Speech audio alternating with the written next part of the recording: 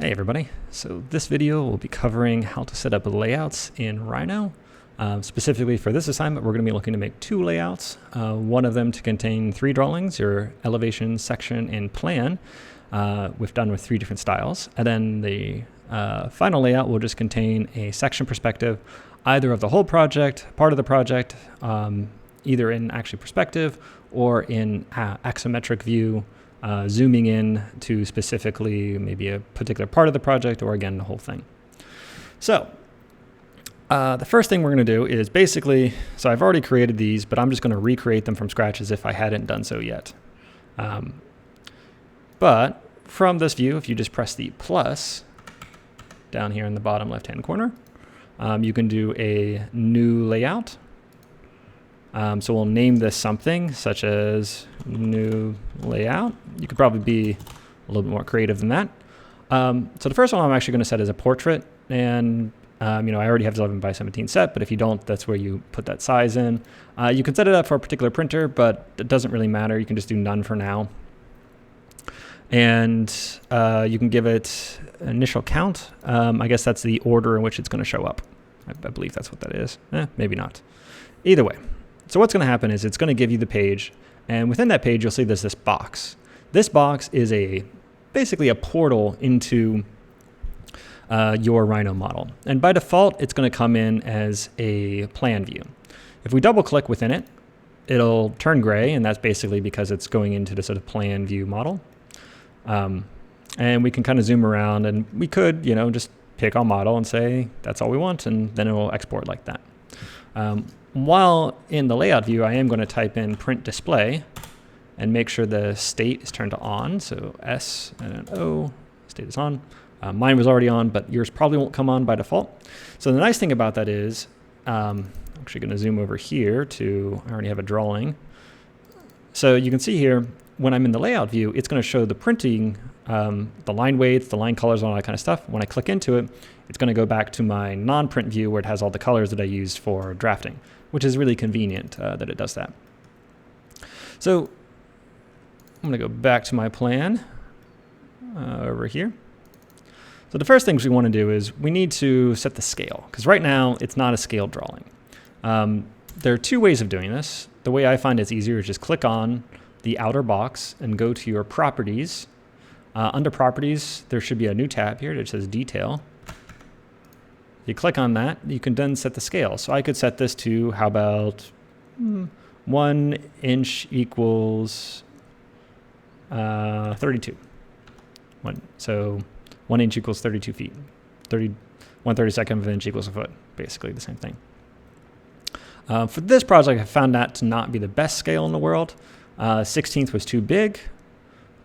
So I actually ended up going with, by selecting it again, 3/64, which is actually between 1/32 and 1/16, and found that to be the right size for me. Given your projects, they may be entirely different. The other way of doing it is, if you go into it, you can hit the edit button, again under properties, without anything selected. It'll ask you for, in the upper left-hand corner now, up here, input size, so 1 inch equals, so we could do 32 again. Now it's at the 1 inch equals 32, or 1/32 of an inch equals, whatever, you get the point. Sorry, I mumbled that pretty hard, but let's go back to 3/64 because that's the style I like. Now, once that's set, if you go into it, if you start zooming, you immediately will change your scale. So generally, once you set a view, it's good to not scale. You can still pan, but you don't want to do any zooming because you want to keep that scale. So in order to get it working again, I need to go back in. And actually, it looks like I ended up zooming back to where I was, but it wasn't a guarantee that was going to happen. If I just hit the lock key right here, then when I go into it, I can zoom on the page, but I can't zoom in, changing the scale of the object in there. So again, I'm going to go into this view, and now on the upper left-hand corner, I can actually change the view type. So if I wanted to go to, say, Arctic, which is what I'm suggesting everyone do for plan, we could do that. And then all of a sudden we have an Arctic view. Now you do see a couple lines here, and these are actually my clipping planes that I'm just going to hide for now. Just typing in hide. So once we have that, we maybe have this view going, we need to, set up some clipping planes in order to actually show the model the way we want to. But the next thing is, we're going to have multiple images per page. Just miss a few things. So many notifications coming in during a video.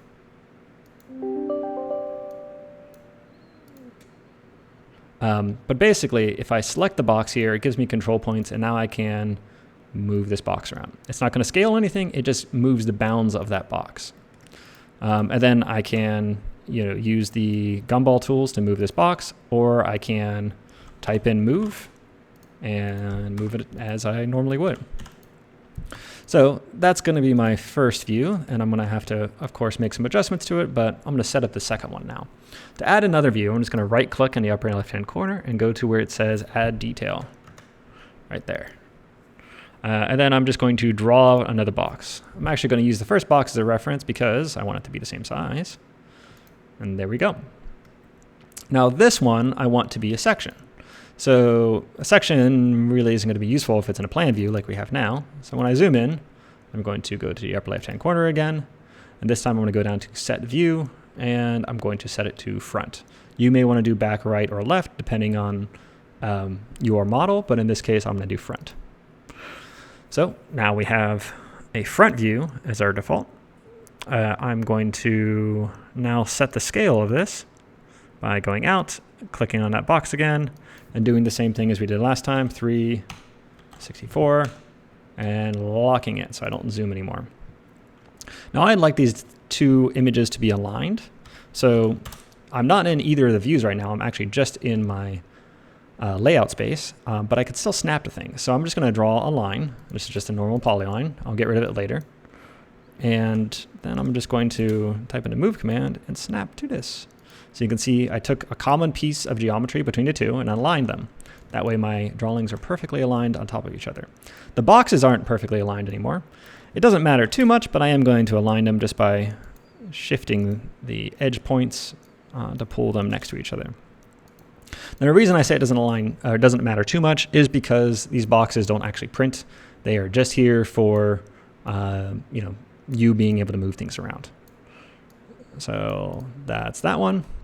And now the last one is I have already set up a make 2D view, which I'll go over in a second how to do that properly. But I am going to need one more view. So I'm going to just do that same process one more time, add detail. Again, referencing the original one just so I can get a same scale image. My section here, or actually, I'm sorry, this is an elevation, is already laying flat, so it's actually already in a plan view, even though it is a section. But in the model space, it's on the flat surface on the ground. So selecting this guy, I can do the same thing as before, 364, and again, your scale may vary, and lock it. I once more need to align this thing, so I'm just going to draw a line down, select my box, and type in move. There we go. Now, one last time, I will have to align my edges.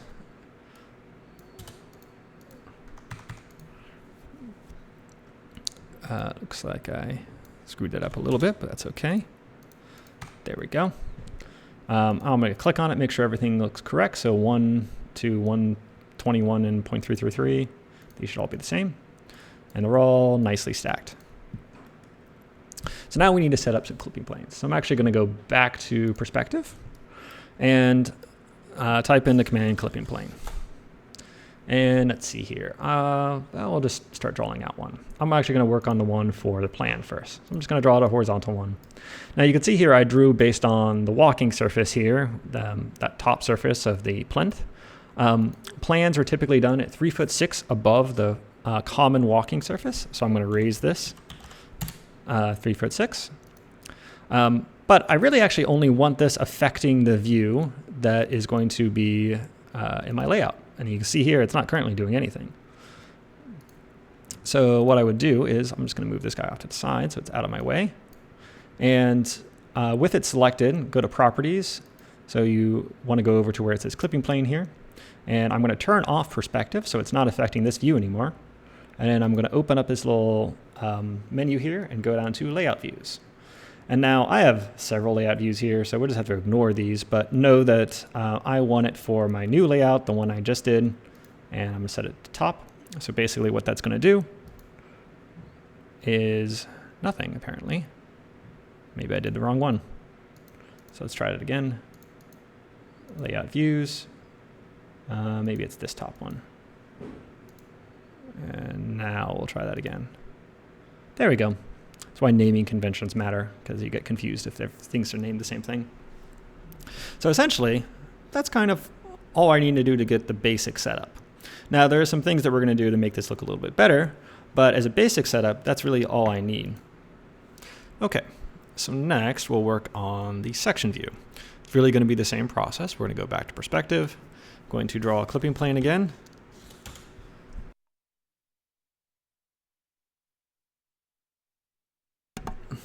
I selected vertical there, just because I know I want it to be along the vertical axis, drag this thing across. Clipping planes really don't need to be this big per se. It really doesn't matter what size they are. I usually like them smaller so I can just kind of hide them and keep them organized. Moved off to the side. And I might move this around to figure out, where do I want this clipping plane to cut through that I think is best. Do I want to cut through the stairs? That could be nice. Or I could cut through the building. I think in my example I cut through the building, so I'll do that again. And you can see here, part of the benefits of having all solid geometry is as I cut this thing, it appears as a solid object that's being cut. So we need to do the same thing as we did before, which is we're going to turn it off in this view, and we're going to go to layout views and turn this thing on. And in this case, I think I want to use this one. And again, you'll have less of these as you set it up. Because I have so many of these set up already for the demo purpose, and it gets a little bit more confusing. And I believe it's active right now, but because I'm in a wireframe view, it's actually kind of hard to tell. So we'll go over, I'm just going to turn on the Arctic for a second. Okay, so there it is. Now for this section, I'd actually like you guys to use the rendered mode. So I'm going to go back into that and go down to rendered. Now all of these we're going to have to make some changes to make them sort of appear the way I have them, but I'll go over that in a second. And finally, the plan view one is already set up, and we don't have to do any clipping plane because it was already made. But essentially, in order to get this sort of, fully 2D line work that we have here, if we look at it, you can see it's completely 2D. That's sort of the make 2D process. The way we're going to do that is essentially select everything that we'd want to be part of that. So in this case, I'm going to select my whole model. Go to the view in which you are interested in getting. So it looks like I would want this front view here. And simply do the command make 2D. You probably have all done this before. Make sure it's set to view and that your current view is the one that you want. Now, as far as layers go, you could either do any one of the three of these will work. It just depends on how you want to keep organized. So because we've been modeling with the sort of premise of columns being on a column layer and floors being a floor layer, and et cetera, those don't exactly correspond to how we necessarily want to line weight something as we're making a 2D drawing. So I'm not really going to care too much about these input layers other than just using them as a reference. So it doesn't matter. I think I'll do maintain source layers because usually that's kind of a good starting point to be at. And I think I'll leave it at that and just leave these others as is. Hit OK. And it'll take a second to generate that. Let's see, it generates it right below. So I would actually normally pull this over here, and that's where I got it the first time. Now you can see there's a lot more lines going on, and that's because I had hidden lines on so you could actually see through objects. In general, that's probably not something you need to do very often, but it is an option, and sometimes it'll make sense to have hidden lines. So if I were to, let's turn on print preview for a second, or print display, I should say, stay on.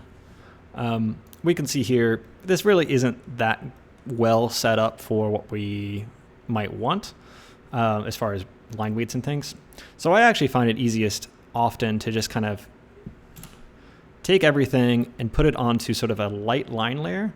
And I believe I have some already set up in my sort of make 2D. Ooh, I've got a lot more things to make 2D now. But I'm going to put everything on this sort of light line layer, which I already have set up. So I usually set up sort of a light, medium, and heavy, and then maybe a light gray and a very heavy. So you can see those are right here. Again, this is not the easiest thing to see right now because Make 2D adds just a whole bunch of duplicate layers, which is one of my annoyances with Make 2D. We don't need all of those. We really ultimately are just going to reorganize the layers anyways. But basically, I pulled them all to that one layer, so they're all at least the same weight right now. And now what I would want to do to sort of do better line weights is come in and select the things like these mullions here really don't, there's so many lines that, oh, there's a ton of lines right there. I really don't need them to be as heavy a line because there's just too much information. So actually I'm just going to do this the easy way, select everything here, unselect this guy. You can see it, sometimes it keeps groups together, sometimes it breaks them. But I'm just going to unselect him, unselect my column, my other column that is in there. So now I just have this sort of framing, and I'm going to make that actually to the very light. Or actually I might even do I have a light gray in here. Oh, that's light gray. Yep. So change it there. And that'll just, I think, help a good bit. And then for the heavier lines, I actually sometimes find it easiest. We could start selecting things and converting them over. Like maybe this whole thing would want to be in a heavier line weight, but it has these lines here, which may not exactly be what I'm looking for. So sometimes I actually just find it easier to just draw over top of things. So say I want to have a heavy line for maybe the outline of this platform. And I can just draw that straight on top. And again, I really don't recommend doing this sort of hidden lines the way I have it here. It's way too confusing. Now we're not seeing these very well right now. And actually I'm just going to shift this up because it's in this location. When I go back to my layout view, not that layout, but here you can see we get a better preview of those line weights. As I mentioned in the last video, line weights will now, when you're working in layouts, actually preview the way they will print and the way they will look on another screen because this is a scale drawing, so we get a really good representation of that line weight. So if we zoom in here, we can see the sort of different lines that we have going on already. And we can get an idea that, you know, we're going to need a heavier line around this thing. And of course, again, I shouldn't have had hidden lines on. That's why the other one looks so much better because it doesn't have those on. And I can also draft straight in this view. I don't have to go back to the overall model space. So maybe I want to do a medium line now. Gives a nice outline here. Of course, they're not really appearing yet, but that's okay because we'll see them as soon as we deactivate the view. And now we can see that we have getting a decent amount of line weights. That might have been, this line I think here might be a little heavy. Go back in and I'll delete that. Because that's, this portion of that line is actually pretty far in the background. Really, you know, knowing this project helps a lot when understanding how to line weight things. And hold on, it is auto-saving. It always does that at the most inconvenient times, of course.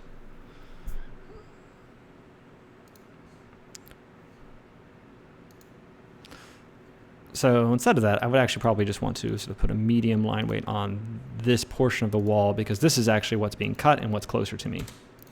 Of course, I would also want to include poche in here, which would mean coming in and putting hatches on. So the hatch command, depending on how you're doing hatches. So for the other drawings, I have a solid orange fill. So I could make my poches orange. The best way, of course, would be to make a layer for poche and just set its display color and print color to be my nice little orange that I use and change that object to that color. So now we'd have that set up appropriately as well. And again, you know, go out of this, we can see all of our line weights are appearing. This certainly still needs a lot of work. I mean, you can see that there's just too many lines. So in some cases, it actually may be worthwhile to just go in and delete some of these lines because with the way this is modeled, there's just too many. What is this? Is this a group? So with groups, you can do ungroup, and then we can delete some of these lines.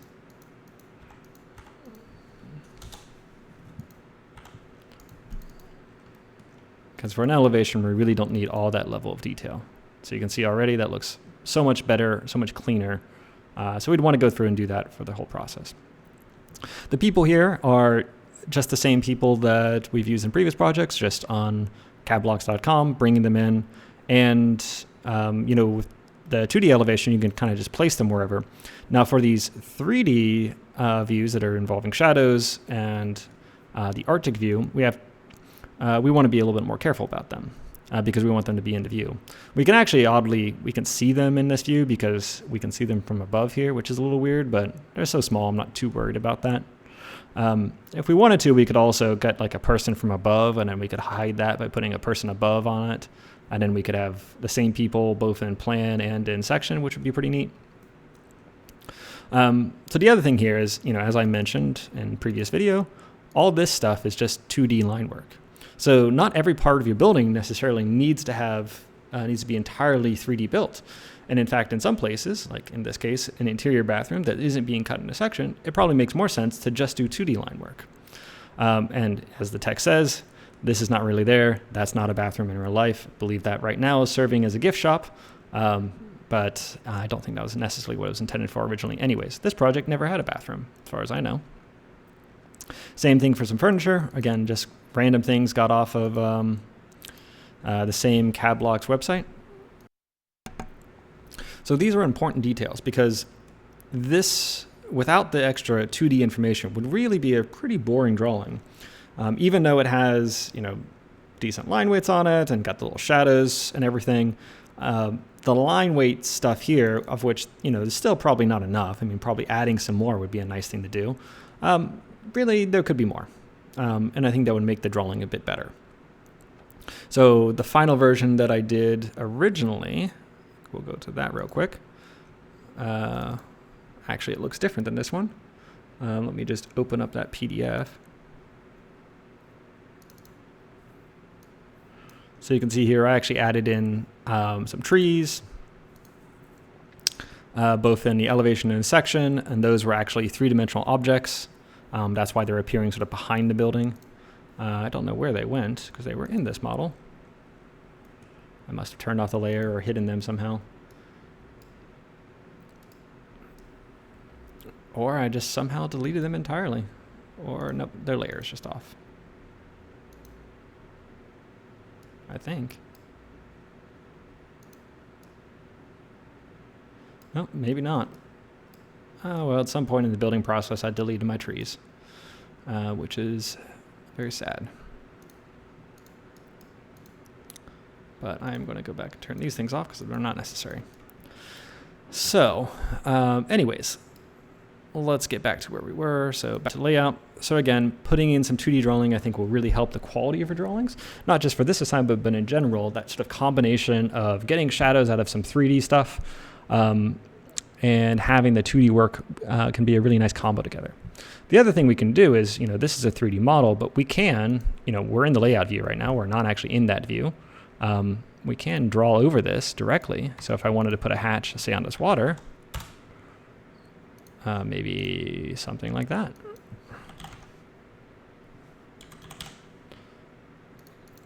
We can put hatches and we can put text. So we could also come back and say, now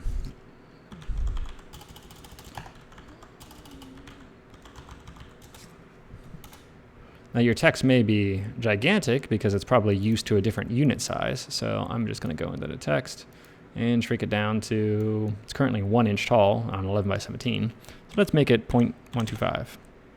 So that's an 1/8 inch tall.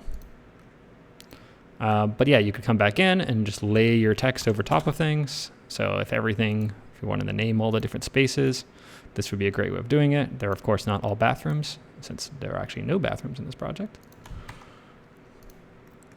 And then of course we could name our drawing down here,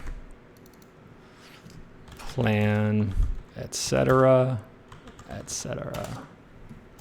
We probably want to give it the scale, the fact that it's plan, if it's a section or elevation, the orientation that it's facing.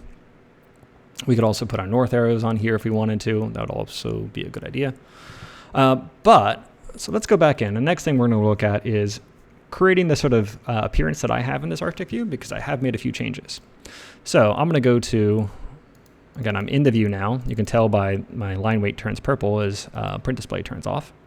I'm going to go to display options. And so under Arctic, which is what I'm currently using, there's a few things that I've changed. So I have ground plane turned on, which is something we turned off in a previous assignment, so you want to turn that back on. And that's just so we have the nice shadow around the building. I am using a single color for all objects, otherwise you end up with something like that. And again, that's something we did in the last assignment, but in this one, single color might be a better choice. Now, if you really like the colors you've chosen, maybe there's a reason to do it otherwise, but we could do transparency if we wanted, although it didn't seem to do anything. Sometimes these things seem like they should do something and they really don't. The next thing is adding lines. So I have a edge thickness set to 1 and a color reduction set to 100 so that we don't have, random colors from our lines. So 100 there is a good thing to do. So actually lights don't matter here. That was just something that got turned on by itself. Sometimes if you're having issues, the use advanced GPU lighting can help, turning it on or off. Just try it either way. And lastly, so under clipping planes down here, we can adjust things like what color we want the clipping plane to be. So say we wanted, to use the bright orange that I've been using. I just set this, I don't know what it is by default, but I just set it to solid color, pick the color I like, and then any object that is a solid object, so as long as you've been modeling with solids, when it's cut by a clipping plane, it will receive this color. You can do the same thing for its edges, in which case it gives it a bit of a thicker edge, which is what you would want because it's being cut, so it should have a thicker edge. We could also change that edge color, so if we wanted something, we could do something weird, like a nice teal edge, and you can see here, anything that is physically being cut in a model inherits that teal edge. For whatever reason, the clipping plane fill color is a little weird. Sometimes it disappears, but usually if you just go out of the view, it'll come back. I'm going to hide this previous clipping plane because I don't need that in the view. But that's how we get that set up. So next we're going to move down to the rendered section, which I'm going to do the same thing by going up to the upper left-hand corner and going down to display options. And let's see here. So we want to set the background. I want it to be white because I don't want any of that weird gray color in the background. We can use a ground plane. It doesn't really matter because we're in section. Again, I'm including lines because I think they help with sort of an elevation view anyways, and same sort of color reduction, and really just doing the same things when it comes to the color fill and the edges. However, I will go down to shadows. So for this image in general, I'm going to go and set my shadows to the maximum quality.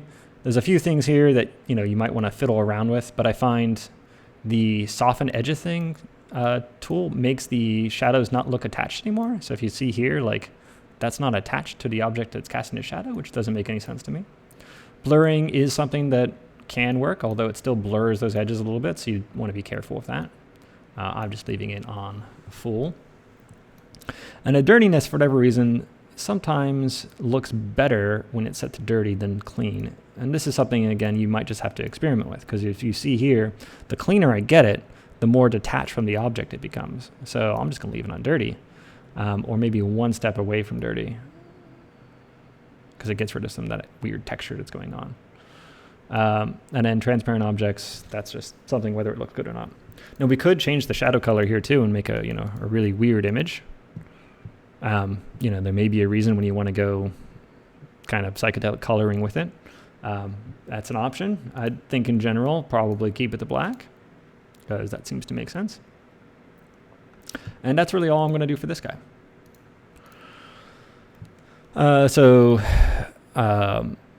This view, which I'm going to unlock real quick just so I can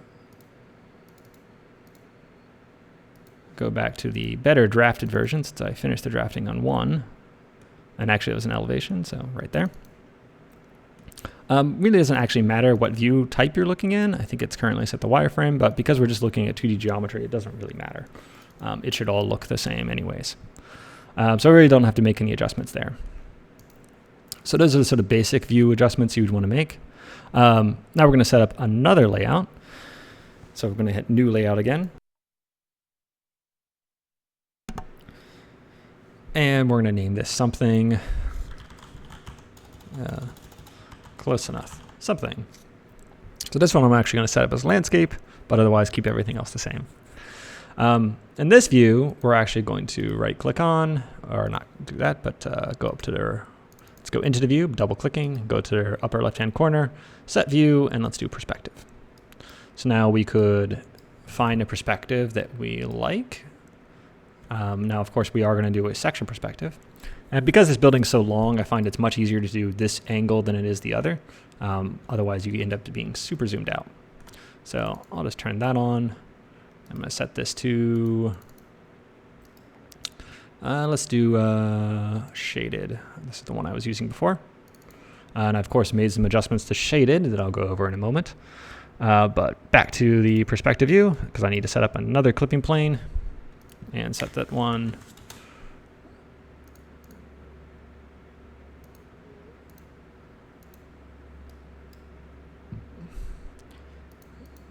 So I will pull this guy off to the side as before. Don't need it in this view. So we only need it in our layout view and the something perspective layout view. So now if we go to our something perspective, we have what we want.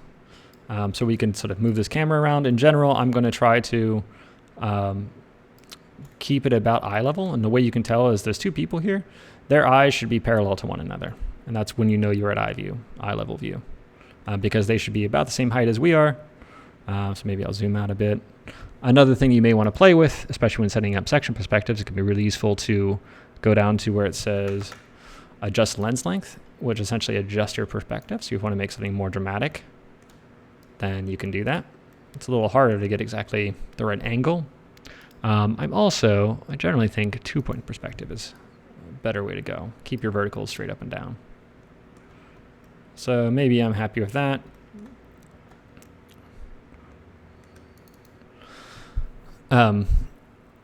So now let's make some adjustments to make this look a little bit prettier. So I'm going to go back in, and as I said, I use shaded view for this one. I'm going to go down to display options and go through some adjustments here. So first, of course, background color, going to set it to white, unless we want to do orange and see what that looks like. Yeah, that's kind of fun. I'll go with that for a little bit. So let's see here. What else have I adjusted? It's nice that it turns everything purple that I've adjusted. So in this case, it's set to use rendering material, and that's just so that I can have glass that is transparent. If we do a single color for all object colors, you can see it just inherits those colors. If we do single color, it keeps my glass as opaque. Whereas if we do rendering material, we can set up one material, which is just glass, and then that will be transparent for us, which is what we're looking for.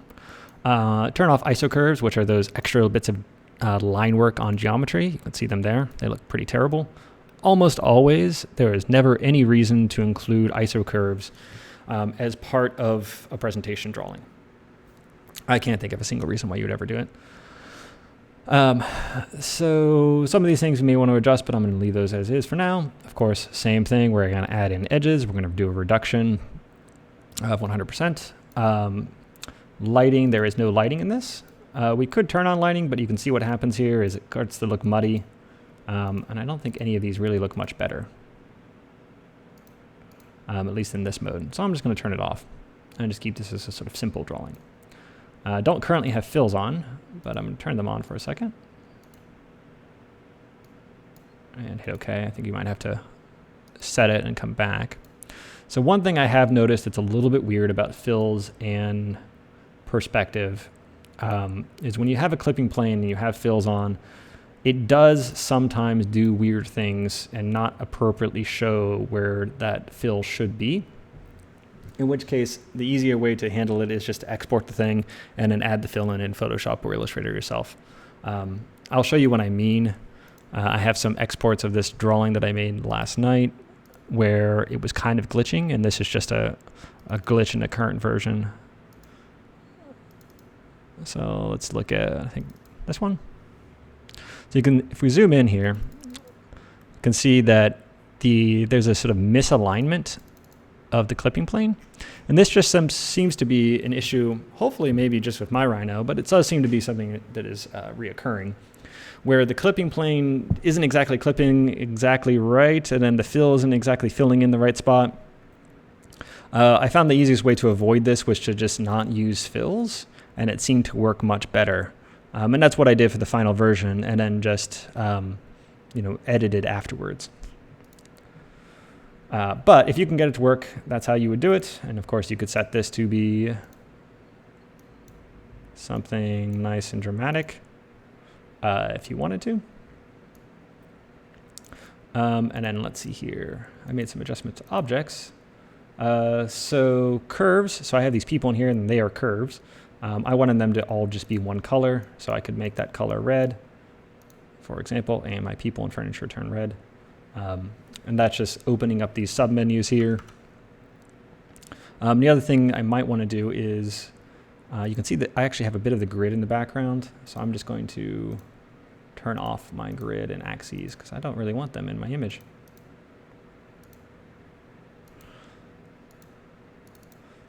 So once I'm happy with it, I can go out, and it looks like, for whatever reason, my print preview isn't showing the background color, which is a little weird, but hopefully that will just print the way it should. I'll come back to that. But the way I did the sort of ground line was simply just by drawing on top of this in the layout view. Selecting that area and throwing a hatch on it.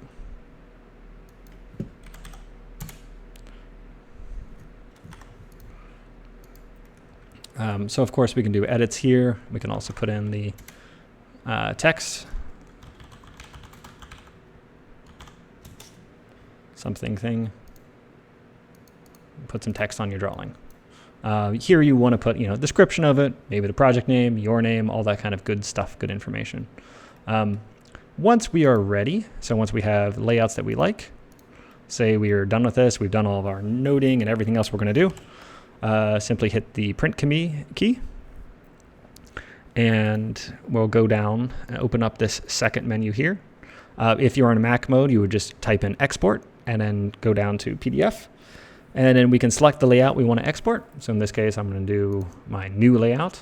And we want to turn off the scaling. So we want it to be set to 1:1. Then it will print because it's already set up for 11 by 17. Usually I suggest that you try to stay in vector whenever possible. So these drawings here cannot export in vector because they're inherently, since they have shadows and hatching and not hatching, but shadows really, they need to be exported as a raster. So we want to make sure we set that to raster. I actually found that the Rhino PDF option gives me the ability to adjust resolution, which for whatever reason the Adobe one doesn't. Maybe there's a way of doing that, but I'm just going to set it here and make sure it's set to portrait still. And I found that to be the best way to manage that. So print color, everything else is the same. Scaling set to 1 and hit print. So this is, again, there may be an error you have. So if you start doing text or if you notice hatches or lines jumping in scale when you're in layout mode, oops, it is auto-saving. Auto-saving never happens when you want it to, but it is a super useful thing to keep on. Can't tell you how many times it has saved me. And I lost my train of thought. What was I just talking about? Well, I can't remember what I was thinking about or what I was about to cover, so hopefully it wasn't anything too important. Anyways, I think that's going to cover it for this one. So if you have any more questions on layouts, be sure to let me or your GA know. Again, watch out for these things. So this is one of my clipping planes. I don't need it in this view, so I'm just going to hide it. Yeah, so when you're ready, again, just go to the print command. You can print multiple of these at once, although if they are landscape and or portrait or separate file sizes or orientations, it's easier to print them individually and just save them to PDF. That should be about it. Oh yeah, the other thing I remember now. So sometimes you might find things scaling weird. which might be either text jumping in scale or your hatches jumping in scale. To avoid this, just make sure this is unchecked. So under document properties here, enable hatch scaling. And the same thing exists under annotation, enable model space scaling and layout scaling. If you do that, everything else should work out okay. And again, so with this new format, you may want to just confirm that your line weight still makes sense. So the line weights you've used in the past may end up being lighter or heavier than what you're expecting this time. But we're getting a better preview now since we're actually seeing them show as they should by showing up the way they should in this preview view. It's actually kind of a nice color scheme. Anyways, that'll be it for this one.